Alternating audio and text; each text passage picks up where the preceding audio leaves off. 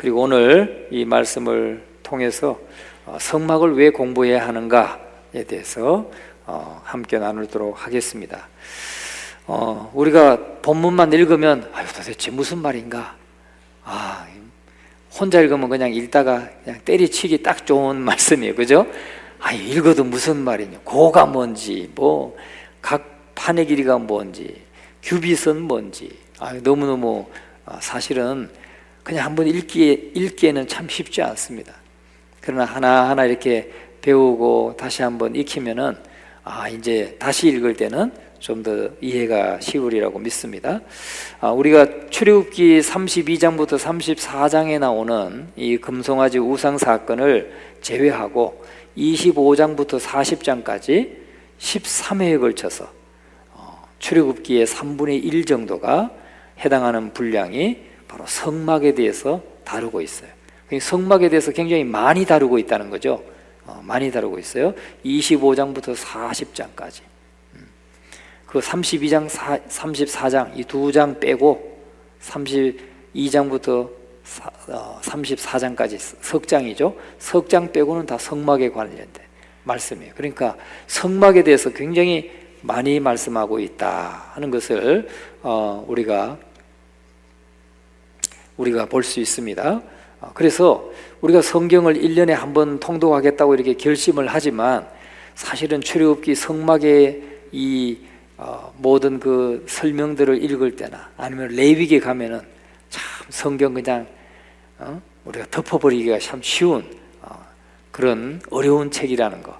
그러나 공부하면은 그것이 이제 쉽게 이해된다는 것이죠.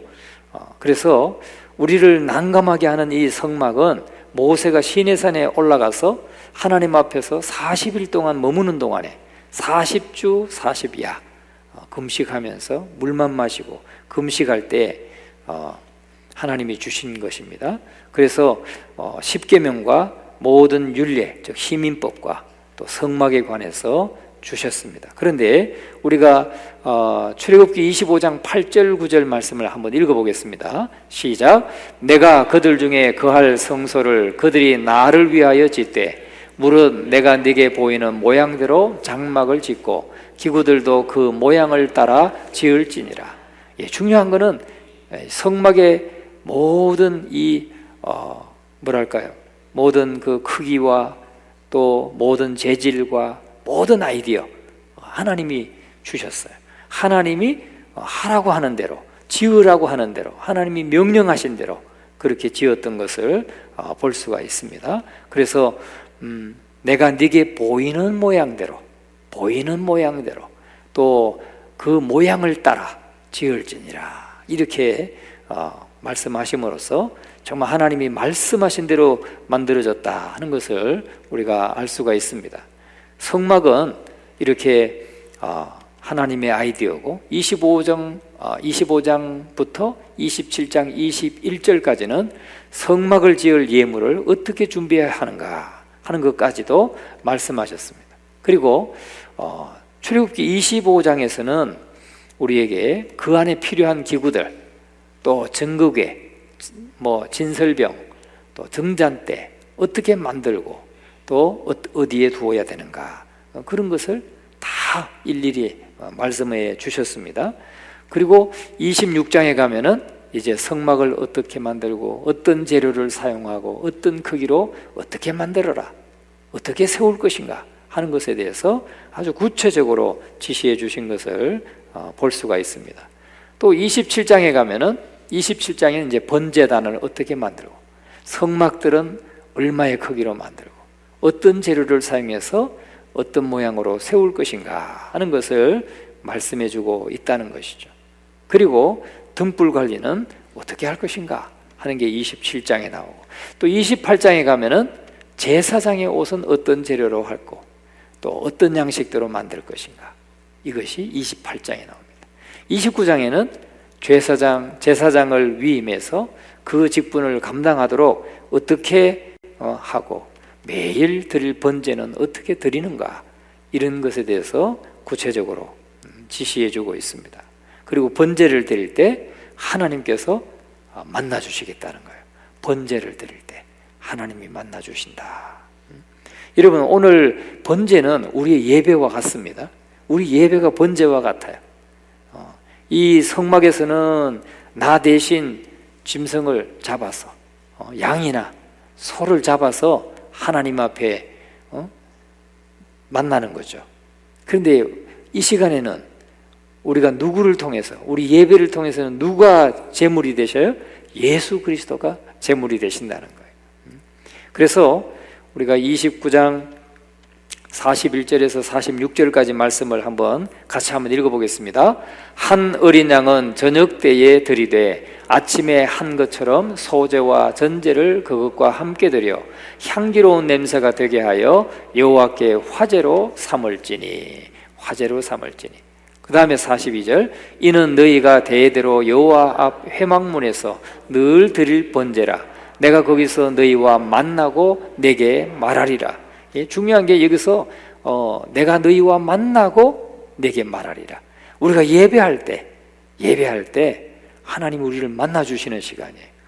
또 우리가 하나님과 만남이 있고 하나님의 말씀을 듣는 시간입니다. 그 다음에 43절 시작. 내가 거기서 이스라엘 자손을 만나리니 내 영광으로 말미암아 회방이 거룩하게 될지라. 아멘. 이렇게 이스라엘 자손을 만나는 곳이 바로 성막이다. 오늘 우리는 우리의 심령을, 우리의 마음을 성전 삼고 계시는 우리 주님을 예배 시간에 만나는 거예요. 또 물론 우리 안에 계시기 때문에 항상 만날 수가 있죠. 항상 내가 하나님 앞에 예배를 드리는 시간, 기도하는 시간, 이런 시간은 항상 우리가 언제든지 만날 수 있는 거예요. 그것을 우리가 잊지 말아야 됩니다. 또 44절 시작. 내가 그 회막과 제단을 거룩하게 하며 아론과 그의 아들들도 거룩하게 하여 내게 제사장 직분을 행하게 하며 내가 이스라엘 자손 중에 거하여 그들의 하나님이 되리니. 아멘. 내가 이스라엘 백성 중에 거하면서 그들의 하나님이 되겠다. 마지막 46절, 그들은 내가 그들의 하나님 여호와로서 그들 중에 거하려고 그들을 애굽 땅에서 인도하여 낸 줄을 알리라. 나는 그들의 하나님 여호와니라. 아멘. 여러분, 이스라엘 백성들은 애굽에서 건져내셨어요. 왜? 그들 가운데 거하시려고. 그러면 오늘 우리는 어디에서 건져내셨어요? 우리는 죄 가운데서 건져내셨어요. 어디에 거하시려고? 우리 마음 가운데 거하시려고. 할렐루야. 그러니까 출애굽 사건과 그 모든 성막에서 이루어지는 하나님과의 만남, 이 사건은 바로 오늘 우리가 죄에서 건짐을 받고 우리 마음을 성전 삼고 주님이 거하시고 우리를 만나는, 우리가 예배할 때 만나는 하나님을 예표해주고 시각적으로 보여주고 있는 사건이 구약의 사건이라는 거예요. 그러면 우리 출애굽기의 이 성막의 이야기들이 너무나 이제 꿰어지잖아요. 꿰어지면 재밌어지죠. 이해가 되니까. 그렇지 않습니까? 저만 이해가 됩니다. 예. 자, 그 다음에 30장 같이 한번 봅니다. 분향단, 회막에 쓰이는 속전, 물두멍을 어떤 재료로 어떻게 만들고 어디에 두고 어떻게 사용할 것인가. 오늘 우리가 난예배 때 30장 말씀을 들었어요.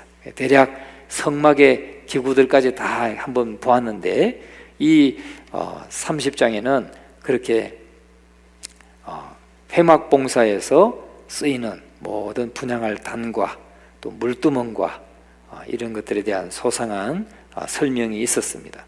자, 그러면 우리가 성막을 공부해야 되는 이유가 뭔가? 성막을 공부해야 되는 이유는 뭐냐면, 첫째로 성경의 많은 부분이 성막을 다루고 있다는 거예요. 성막을 다루고 있어요. 중요하니까 많이 다루고 있겠죠. 그죠? 중요하니까. 왜냐하면 출애굽기의 13장, 출애굽기의 13장, 레위기의 18장, 민수기의 13장, 신명기의 2장 다 합하면, 또 히브리서 4장에도 성막에 대해서 말씀해요. 그럼 다 합하면 총 50장에 걸쳐서 아주 방대한 양이에요. 왜 저렇게 길게 많은 분량을 차지하고 있을까요? 중요하니까. 짧으면 뭐 간단하면 뭐 그렇게 중요하지 않으면 그냥 한마디 하고 지나가겠죠. 그러나 중요한 거는 말씀하시고 또 말씀하시고 또 했냐고 확인도 하시고 하지 않습니까? 그런 것처럼 분량이 많다는 것은 그만큼 중요하기 때문이다 하는 것입니다. 그래서 우리가 다른 성경과 비교해 보면 천지창조에 대한 내용은 11개 장밖에 안 돼요. 1장부터 11장까지 천지창조, 그 중요한 거, 하나님이 천지와 만물을 다 지으신 거, 이 중요한 것도 11장밖에 안 돼요. 또 믿음의 조상 아브라함 14장밖에 안 돼요. 아브라함의 생애 다 해서 14장. 근데 성막은 몇 장이 된다고요? 성경에 50장. 와, 이걸 아는 여러분들은 대단하신 분들이에요. 어디 가서 좀 아는 체 하려면 성막이 몇 장 되는지 알아? 이렇게 물으면 돼요. 그래가지고 몰라? 그러면 50장이요. 그것도 몰라? 그러면 이제 여러분들이 좀 아는 거예요. 그죠? 성막은 몇 장? 50장. 엄청 많은 양이에요. 그죠? 많은 양이. 자, 그러면 두 번째는 뭐냐? 성막을 공부해야 되는 이유. 성막 건축은 하나님의 아이디어라는 거예요. 하나님의 아이디어고 하나님의 명하신 대로 하나님이 세우신 사람들, 그들이 자원해서 기쁨으로 낸 물건으로. 부살렐과 오홀리압, 지혜와 성령이 충만한 사람이 하나님이 보여주신 식양대로 모세가 전해주는 그대로 만들었어요. 그런데 거기에 누가 또 합력했어요? 성도들이 기쁨으로 낸 물건, 기쁨으로 낸 그 헌금을 통해서 봉헌물로 지어졌다는 거예요. 그러니까 하나님께서 백성들 가운데 나타내시고 그 가운데 거하시기 위해서 짓게 하신 것이라는 겁니다. 자, 그러면 우리가 출애굽기 25장 8절 9절을 볼 수 있는데 같이 한번 읽어봅니다. 내가 그들 중에 성소를 그들이 나를 위하여 짓되 무릇 내가 네게 보이는 모양대로 장막을 짓고 기구들도 그 모양을 따라 지을지니라. 아멘. 예, 그러니까 그들 중에 거할 성소예요. 그들 중에 거할 성소. 이 구약 시대는 하나님이 성막에 오셔서 거하시는 거예요. 그리고 이스라엘 백성들은 12지파가 어디에 배치됐다고 그랬어요? 성막을 중심으로 해서 동해 세계 지파, 서해 세계 지파, 남해 세계 지파, 북해 세계 지파에서 12개 지파가 다, 이건 뭘 말합니까? 우리가 하나님이 거하시는 그 성소를 중심으로 우리의 삶이 이루어져야 된다는 걸 말해요. 우리가 어디 살아도 항상 하나님을 예배하고 하나님을 만나는 성소 중심이 돼야 돼. 근데 그건 오늘 우리에게 또 뭘 말합니까? 우리 속에, 우리 몸, 우리의 마음을 성전 삼고 계시는 하나님 중심으로 이루어져야 된다는 것을 말씀하고 있는 것이죠.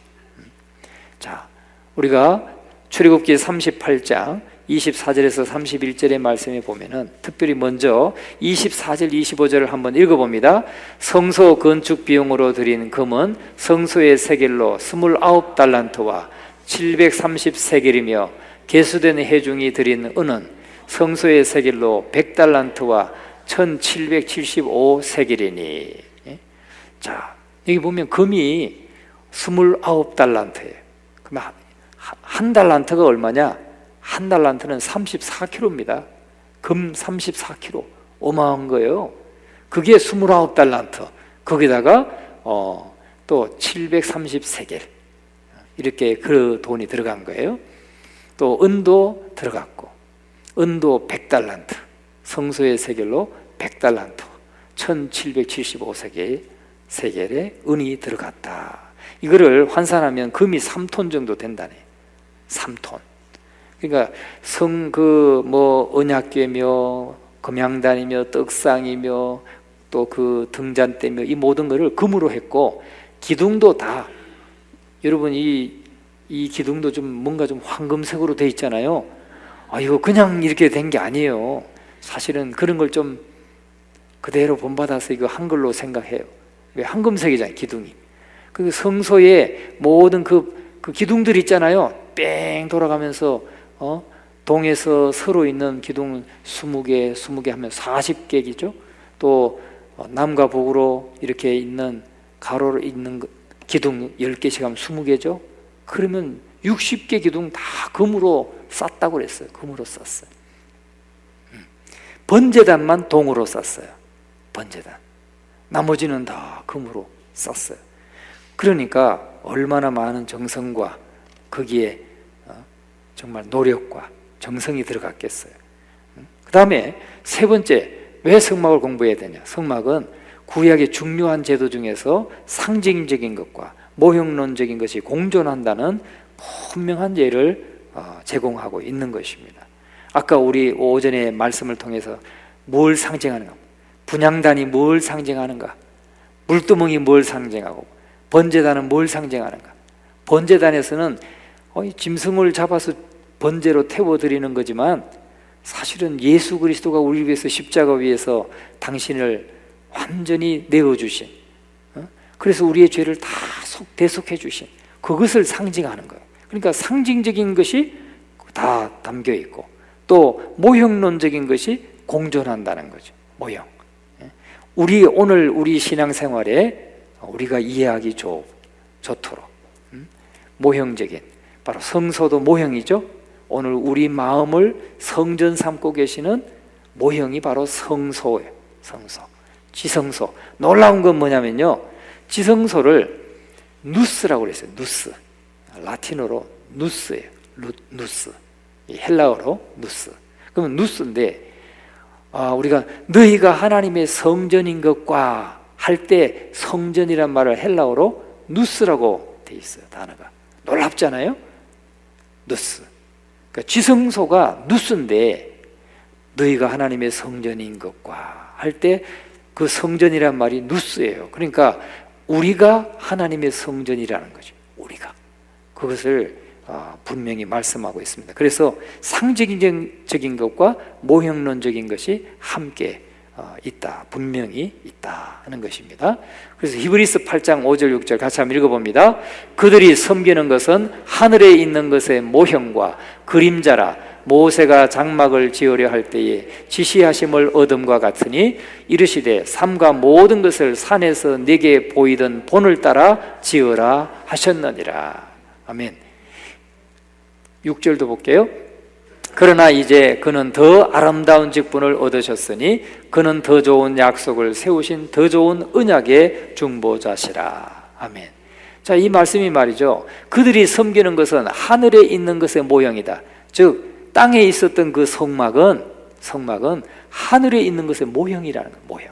그 성막을 보면서 뭘 볼 수 있어요? 하나님 나라에 가면 하나님 나라에도 그렇게 하나님과 우리가 만나는 성소가 있다는 거죠.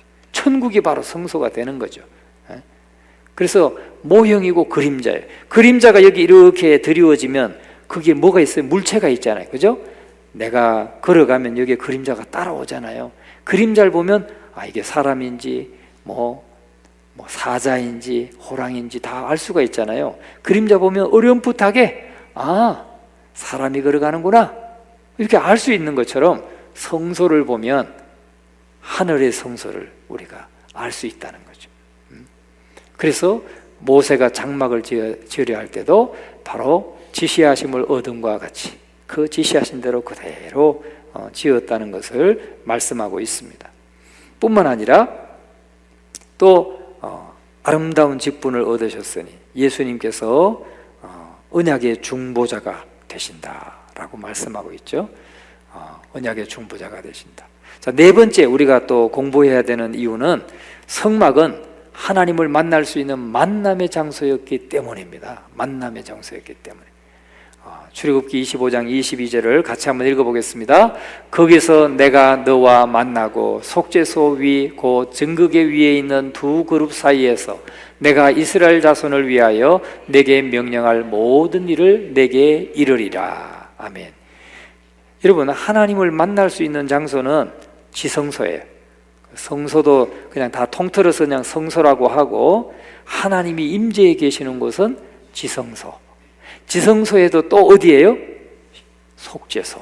아까 아침에 제가 보여드렸죠. 속죄소는 언약궤 위에 덮개, 그 두 천사가 서로 마주보고 있는 거기가 멀시세, 자비의 보좌, 은혜의 보좌라는 말이에요. 거기서 하나님이 만나 주신다는 거예요, 우리를.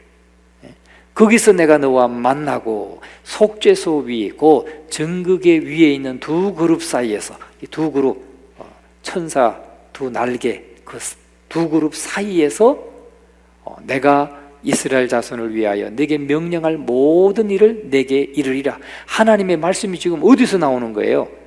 그 속죄소에서 말씀의 음성이 막 들려오는 거예요. 대제사장이 1년에 한 차례 들어가서 속죄 제사를 드릴 때 그 사이에서 하나님의 음성이 들려오는 거예요. 하나님의 모습은 안 보이는데. 여러분, 오늘 우리의 마음, 우리 몸에 성령이 거하셔요. 우리에게 성령이 어디서 말씀할까요? 성전에서 말씀하셔요. 성전에서. 그래서 우리가 하나님의 음성을 들을 수가 있잖아요. 이렇게 하나님의 음성이나 하나님의 뜻이나 이것을 뭔가 다 깨달아질 때 어디서 들려요? 내 마음을 성전 삼고 계시는 그 성령에게서 우리가 들려오는 거죠. 저는 그렇게 믿어요. 왜? 내가 너와 만나고 속죄소 위 정극 위에 있는 두 그룹 사이에서 내가 모든 일을 네게 이르리라. 모든 일을 내게 내가 말해주겠다. 그렇게 말씀했으니까 우리가 그렇게 할 수 있어요. 그러니까 오늘은 구약시대에는 저 속죄소에서 말씀하셨지만 오늘은 어디서 말씀하셔요? 내 안에 계시는 성령님께서 내 안에서부터 나에게 뭔가 깨닫게 해주시고 음성을 들려주시고, 야, 너 왜 그렇게 하니? 이런 생각이 싹 스쳐가기도 하고, 제가 경험한 것 말이죠. 막 하나님의 뜻을 찾고 막 그럴 때 갑자기 생각이 싹 스쳐가는데 너무 분명하니까 내 뒤통수를 탁 때리는 것 같더라. 그런데 왜 네가 걱정하니? 그런데 왜 네가 걱정하니? 어디를 때린다고? 뒤통수를. 그 생각이 확 여기 싹 스쳐 지나가더라고. 그래서 하나님이 지금 나에게 말씀하셨다는 걸 내가 아주 너무나 분명하게, 그 눈이 확 뜨이고 말씀이 확 들어오고 확 깨달아지고 확 믿어지고, 그게 특징이에요. 성령이 내 안에서 이렇게 말씀할 때 확 깨달아져요. 그리고 믿음이 확 들어가요. 그냥 확 믿어지고 조금도 의심하지 않게 돼. 확. 한번 따라해보세요. 확. 이게 특징이에요. 제가 경험해 보니까 그렇더라고요. 여러분도 날마다 경험하시기 바랍니다. 이 말씀을 읽다 보면 갑자기 이 말씀이, 여러분 그런 거 있잖아요. 막 두두두두 글씨가 막 이렇게 튀어나오는 듯한, 입체로 막 튀어나오거나, 그리고 막 뭐가 확 눈에 들어올 때, 막 여기 지나가다가 막 어디야 막 찾는데 간판이 막 안 들어오는데 확 들어올 때 있잖아요.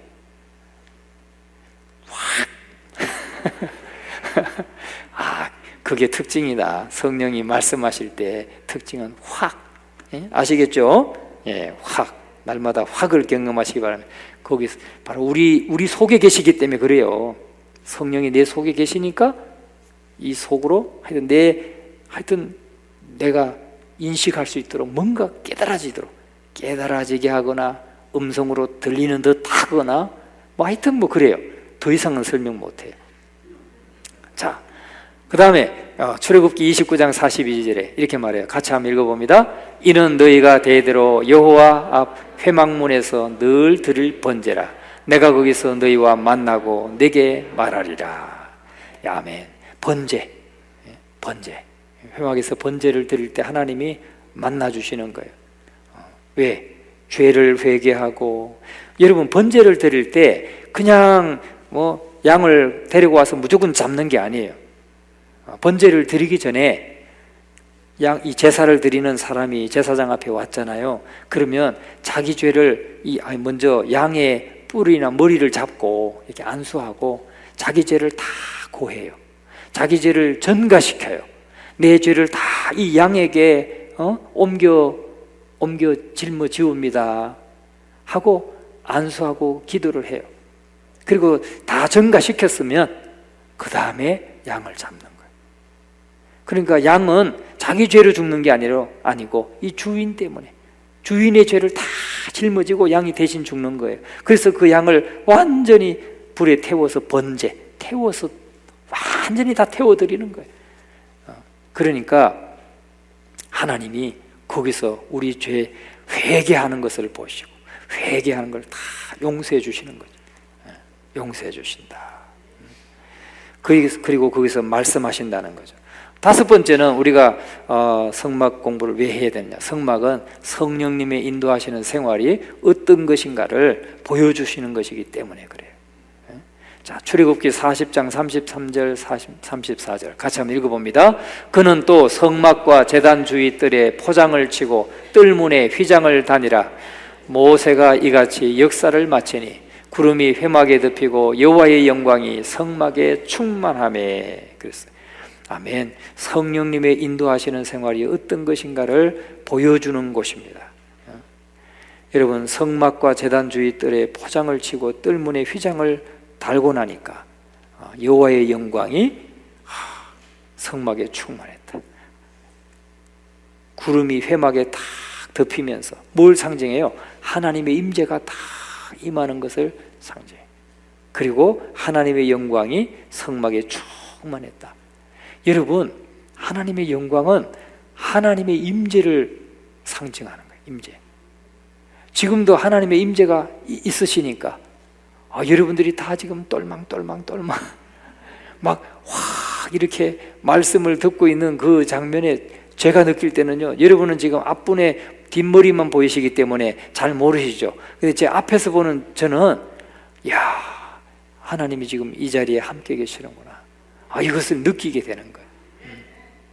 근데 여러분이 전부 다 졸고 있다면 제가 그런 걸 못 느끼겠죠. 근데 여러분, 말씀을 막 사모하면서 여러분들이 똘망똘망 말씀을 막 계속 열심히 집중하고 듣게 되면 막 여기에 하나님의 영광이 막 느껴져요. 우리 예배는 항상 그렇게 하나님의 영광이 넘쳐나기를 간절히 축원합니다. 여러분, 또 그러면 우리가 이 성막의 구조도 아침에 보셨죠? 자, 우리 한 번 더 확실하게 보시겠습니다. 자, 여기가 동쪽입니다. 이 서쪽이고, 동과 서까지 이 거리는 몇 메타라고요? 50m. 100규빗이에요. 100규빗 50m. 그리고 남과 북으로 이 폭은 25m. 50규빗. 그렇죠? 문은 어디에 있다고요? 동쪽에만. 문은 동쪽에만 있다. 문은 뭘 상징한다고요? 예수 그리스도를 상징한다. 우리가 구원받을 수 있는 유일한 길은, 유일한 문은 오직 예수 그리스도밖에 없다 하는 것을 말씀했고요. 그 다음에 여기는 이 성소와 지성소인데, 지성소는 정사각형이고 성소는 약간 직사각형입니다. 지성소의 2배 크기예요. 2배 크기. 이거는 5m, 5m, 가로 세로 5m. 이거는 세로는 5m, 가로는 10m. 문을 들어가면 뭐가 있다고요? 번제단이 있고, 그 다음에 물두멍이 있고, 그 다음에 이제 성소로 들어가게 되는데, 물두멍에서 뭘 해요? 손과 뭐를 씻어요? 발도 씻어요. 손과 발을 씻고 들어갑니다. 들어가면 왼편에 금촛대가 있고, 금촛대는 뭘 상징한다고요? 불빛이니까 성령의 조명, 성령이 우리에게 진리를 조명해 주셔서 말씀을 깨달을 수 있도록 하는 게 금촛대가 상징하는 것이고, 또 진설병 상은 뭐예요? 떡, 생명의 떡, 예수 그리스도, 생명의 떡 되시는 예수 그리스도를 상징하고, 또 우리에게 생명의 양식이 되는 하나님의 말씀을 상징한다. 그게 진설병입니다. 그 다음에 금향단 또는 분향단이라고 하는데, 금으로 만들어졌다, 덮어 씌웠다 해서 금향단이라고도 합니다. 이건 뭘 상징해요? 24시간 1년 365일 뭐 해야 된다고요? 끄지 말아야 돼. 이건 왜 그래요? 예수님의 중보사역, 하나님 보좌 우편에서 저와 여러분을 위해서 행하시는 예수님의 중보사역을 나타내고 있다 하는 거죠. 그리고 이제 휘장이 가로막혀 있고, 휘장은 통과할 수 있는 방법은 뭐예요? 1년에 단 한 차례 7월 15일 날, 유대력으로 7월 15일 날 속죄일에 대제사장만이 한 차례 들어갈 수 있는 거예요. 그리고 들어가면 뭐가 있어요? 그 안에, 지성소 안에는 언약궤가 있고 속죄소가 있다 하는 게 이제 성막의 구조. 이제 여러분들 이제 있다 보면 번제단이 어디 있고, 물두멍 나오면 어디 있고, 금촛대가 어디 있고, 떡상이 어디 있고, 분향단이 어디 있고, 이제 다 아시겠죠? 모르면 어디 가서 좀 리모델링 하고 오세요. 뇌를 갖다가 좀 청소 좀 하고 오셔야 돼. 예? 자, 이제 대략 뭐 넘어가고요. 자, 이제 성막문. 자, 성막문. 낮에 아침에 대략 들었지만 한 번 더 지금 복습하는 겁니다. 막 쏙쏙 들어올 거예요, 그죠? 쏙쏙 안 들어오시는 분들도 가서 뇌를 좀 청소하고 오셔야 돼. 청소하셔야 됩니다. 자, 저 붉은색, 저 청색자색, 홍색 실로 짠 저 문, 저 문이 바로 동쪽의 문이다. 바로 예수 그리스도를 구원의 유일한 주님으로 고백해야 된다는 것을 말씀하고 있는 것이죠.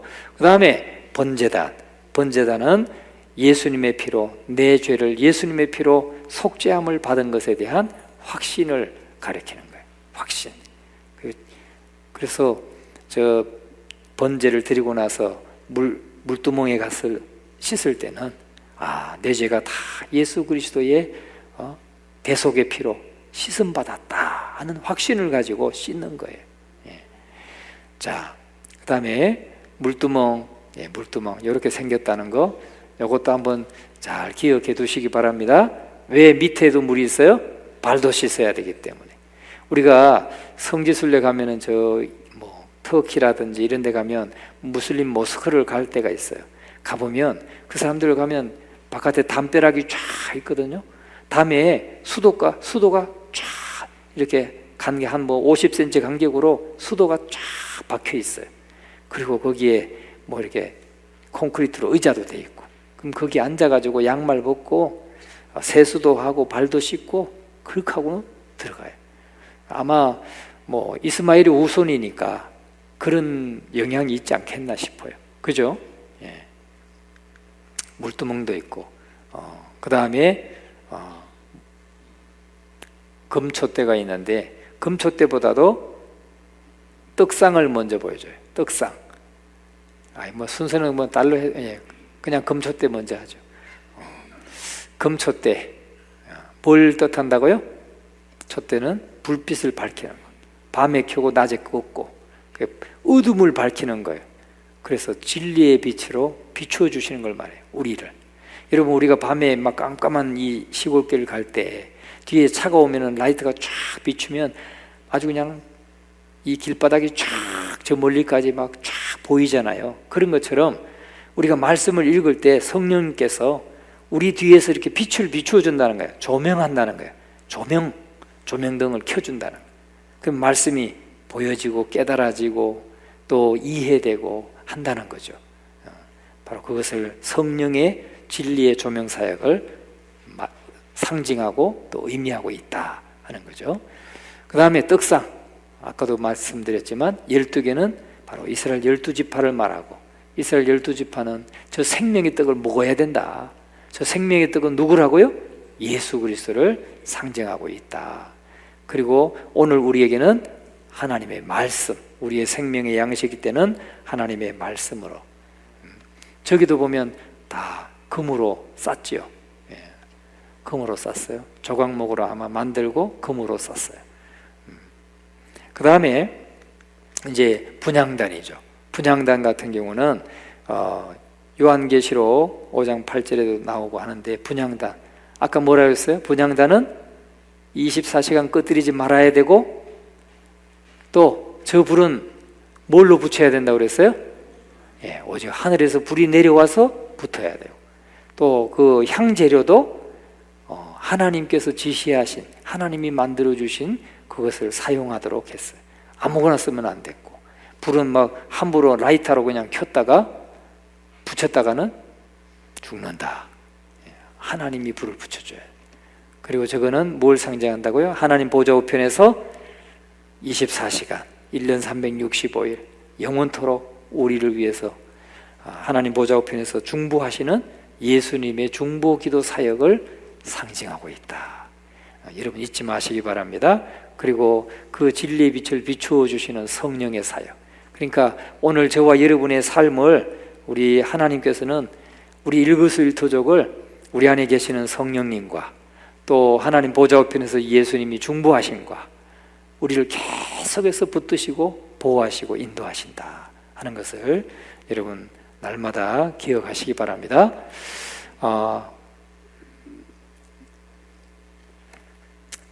계시록 5장 8절도 같이 한번 읽어봅니다. 그 두루마리를 취하심에 네 생물과 24장로들이 그 어린 양 앞에 엎드려 각각 금은고와 향이 가득한 금대접을 가졌으니 이 향은 성도의 기도들이라. 아멘. 예수님이 우리를 위해서 중보기도도 하시지만은 우리가 드리는 기도도 향으로 하나님 앞에 올려진다는 거예요. 할렐루야. 그러니까 예수님은 우리를 위해서 중보하는데 우리도 해야죠. 우리도 향을 올려야 된다는 거죠. 우리도 제사장이 매일매일 해야 되는 게 있었는데 그것이 바로 그 분향단에 향을 넣는 거, 불이 꺼지지 않게 하는 거, 그 다음에 촛불에 감람유를, 그 올리브유를 계속 공급하는 거. 밤새 탔으니까 그걸 갈아줘야 되는 거, 이런 것을 해야 했던 것이죠. 자, 그 다음에 이제 휘장. 낮에도 보셨죠? 휘장. 저 안쪽에 있는 붉은색 바탕, 자색 바탕에 붉은색 바탕에 저 휘장. 우리가 히브리서 10장 20절 한번 보세요. 시작. 그 길은 우리를 위하여 휘장 가운데로 열어놓으신 새로운 살 길이요 휘장은 곧 그의 육체니라. 아멘. 그러니까 저 휘장, 이 앞쪽에가 지금 성소고 그 뒤편이 지성소인데, 지성소에는 아무나 막 나갈 수 있었다고 그랬죠? 예? 여러분들은 안 넘어오시네요. 아주 훌륭하셔요. 아무나 막 나가는 게 아니고 1년에 한 차례. 언제? 7월 15일, 유대력으로 7월 15일에 속죄일이에요. 그날이 속죄일, 욤 키프르라고 하는데 속죄일에 대제사장만 나가는 거예요. 제사장도 많잖아요. 제사장도 많아요. 24반열이 있어요. 제사장도 많은데 오직 대제사장 한 분만 1년에 한 차례 저 휘장 사이로 하나님 앞에 나가는 거예요. 언약궤로 나가요.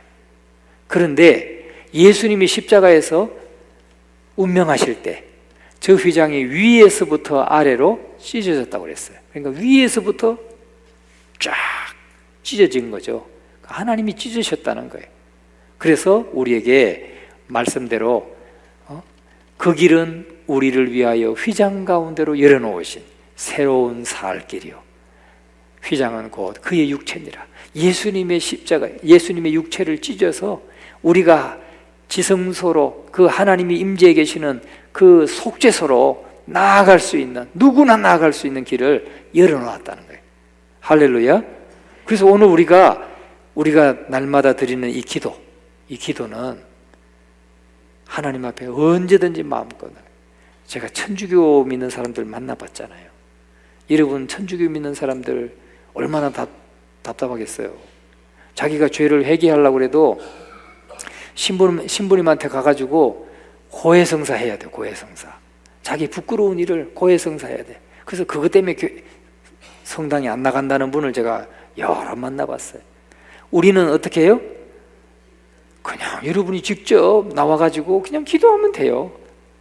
그냥 집에서 기도해도 그냥 하나님이 받으시고. 할렐루야. 왜 그러냐면 히브리서 10장 20절 말씀에 근거해서 된 거예요. 자, 이제 다 끝났습니다. 이제 마칠 때가 됐으니까 너무 지금 막 힘들어하는 표정 짓지 마시고 자, 그 다음에 언약궤. 아까 말씀드렸죠? 저 언약궤. 속죄소가 어디라고요? 밑에가 언약궤고 속죄소 그 뚜껑이 언약궤다. 아니 속죄소다. 멀시시스라고 돼 있죠. 속죄소. 시은좌라고도 합니다. 은혜의 보좌. 그러니까 우리가 하나님 앞에 때를 따라, 그러니까 긍휼하심을 받고 때를 따라 돕는 은혜를 얻기 위하여 은혜의 보좌 앞에 담대히 나가라 했던 게 바로 저거예요. 은혜의 보좌 앞에. 구약시대에는 대제사장이 한 번밖에, 1년에 한 번밖에 못 들어갔지만 우리에게는 뭐라고 말씀해요? 날마다 담대하게 나가라는 거예요. 왜 그런데 안 나가시면 되겠어요? 자, 나가야 됩니다. 나가야 됩니다. 자, 오늘을 더 남았지만 여기서 자비를 베풀어서, 저기 지금 멀시시라고 했죠. 자비를 베풀어서 그냥 마치겠습니다.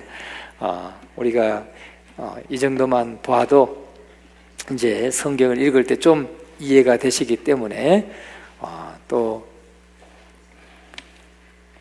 아쉽죠? 좀 아쉬워요. 그런데 요것만 말씀드릴게요. 성막을 다른 명칭이 있어요.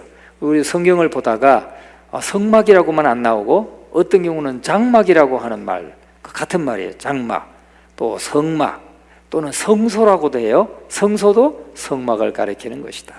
또 회막, 아까 읽었죠? 회막도 성막을 가리키는 것이다. 또 뭐 정금막, 이것도 똑같이 성막을 가리키는 말이에요. 그러니까 이렇게 다양한 명칭으로 성막이 불려진다 하는 것 정도는 알고 우리가 성경을 보시면 잘 이해될 줄로 믿습니다.